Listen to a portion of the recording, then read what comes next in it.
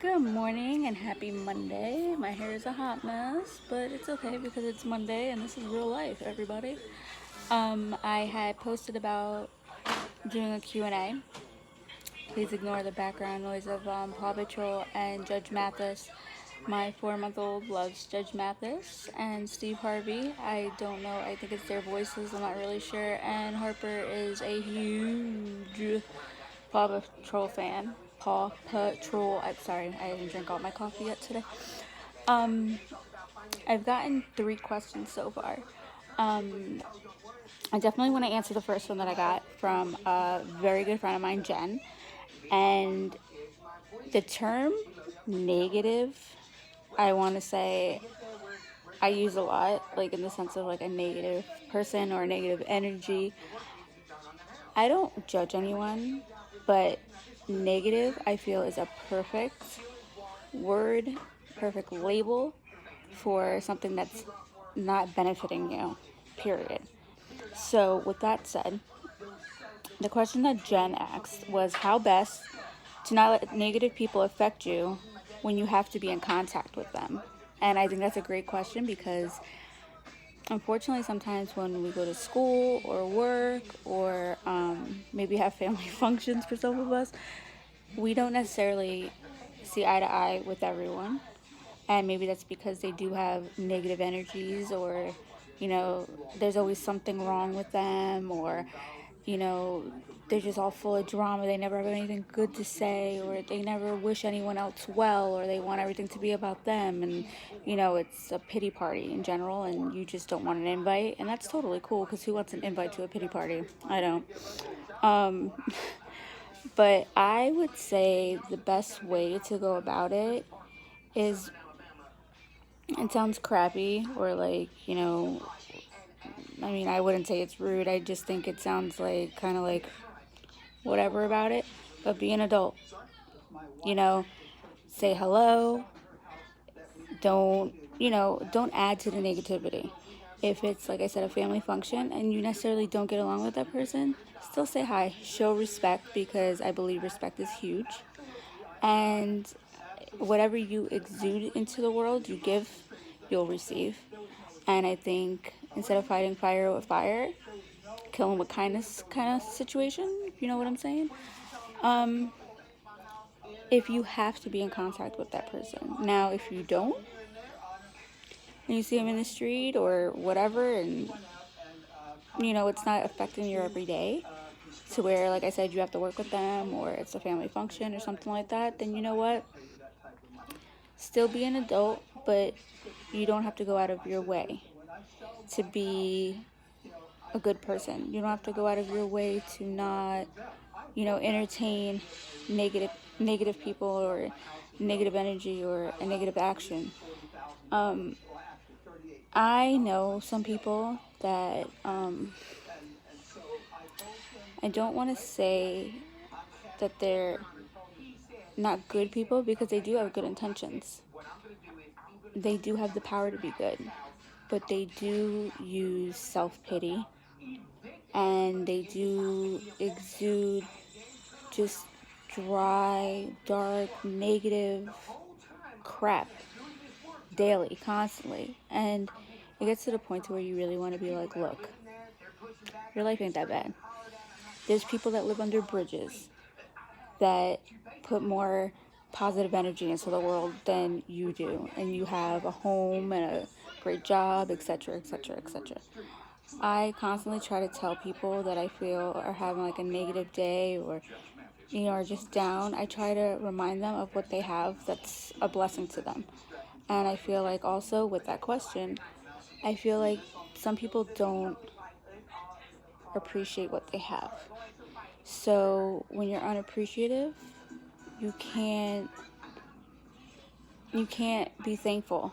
And I do feel that people that are negative aren't thankful for everyday life, just getting up in the morning. Um, so that's the answer to my question. Just be an adult, kill them with kindness, put out respect, and you'll get respect back, regardless if you have to deal with them or not. Especially if you have to deal with them closely. Make your life easy. Don't feed into it because sometimes it comes back full circle and you'll have to deal with this person longer and more often. So just do the right thing. Second question that I got was, when does being obligated become a burden in any relationship? When is it time to move past, and how?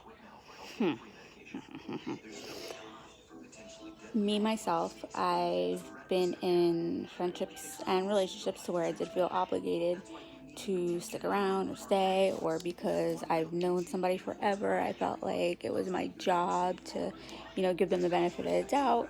However, in my personal experience, especially with my last relationship, I wore myself to the core. And when I say to the core, I weighed about 78 pounds.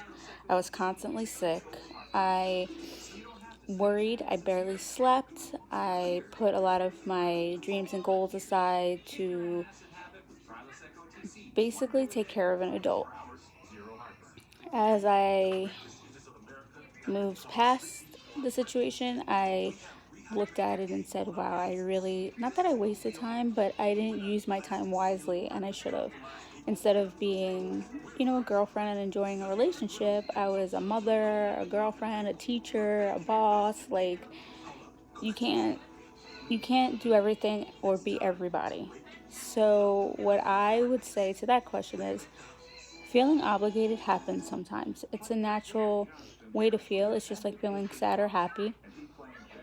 I do think that you have to sit down and really put everything on the table and say, why do I feel obligated? Is it because I know this person so long, or is it because I feel like I owe them something because they did something for me?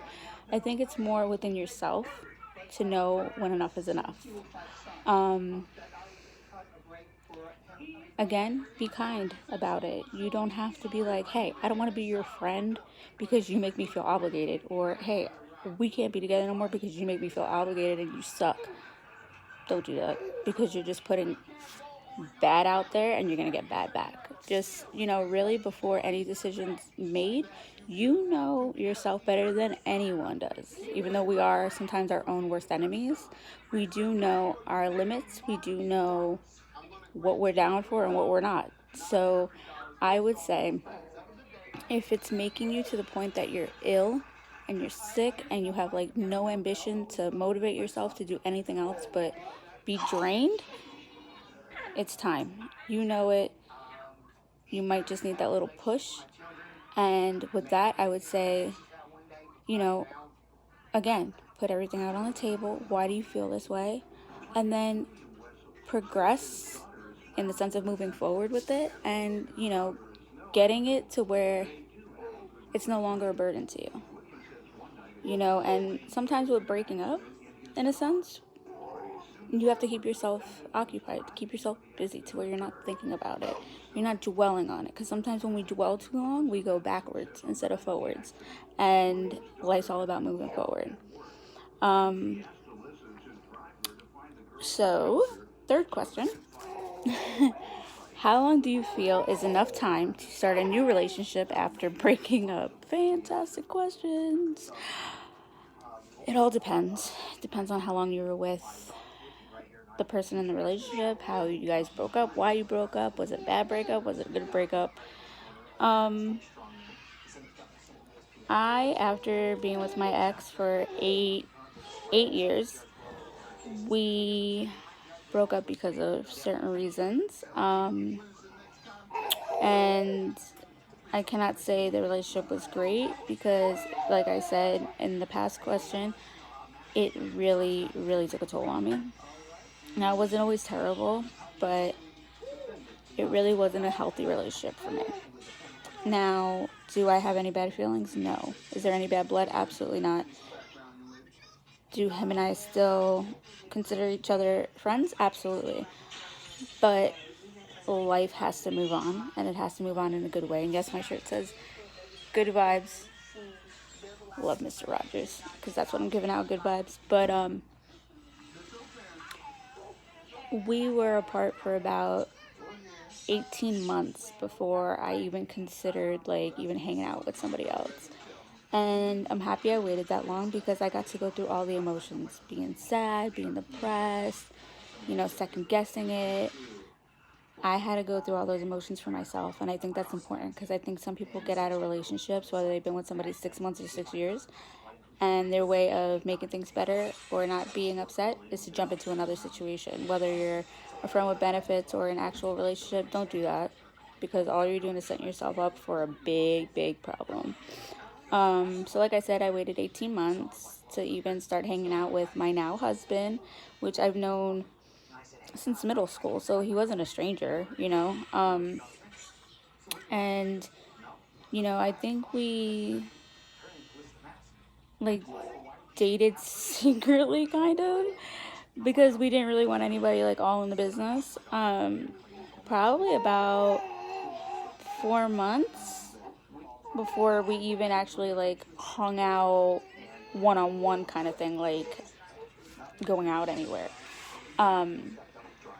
But I can honestly say that it was the best decision of my life because not only do I have my partner in life, but I've had 2 amazing daughters, and I got married, and we are building our life together. So I really do think it has to do with how you broke up, why you broke up. I mean, it's a bunch of different things, but I really do feel that you need to take your time. And again, you know yourself better than anyone, and you have to go through those emotions. Nobody wants to be sad. Nobody wants to be depressed. But you know what? You have to be. You have to go through emotions. Emotions are part of life. And keep yourself busy. Go out with your friends. Take an art class. Painting with a Twist is freaking awesome. For anybody that's never been there, go there. I highly recommend it. Have a get-together with your girlfriends. Do freaking mimosa Sundays. Go to brunch. I don't know. Do stuff that just brings your life, that light and happiness back to your life. And with that said, those are the 3 questions that I've received so far, and I hope that my Q&A helped you with your Monday, got you through your day. Or if you have any questions, feel free to look me up on Facebook and Messiano Medcap, and you can inbox me your questions or hit me up here. Thanks, guys. Have a great Monday.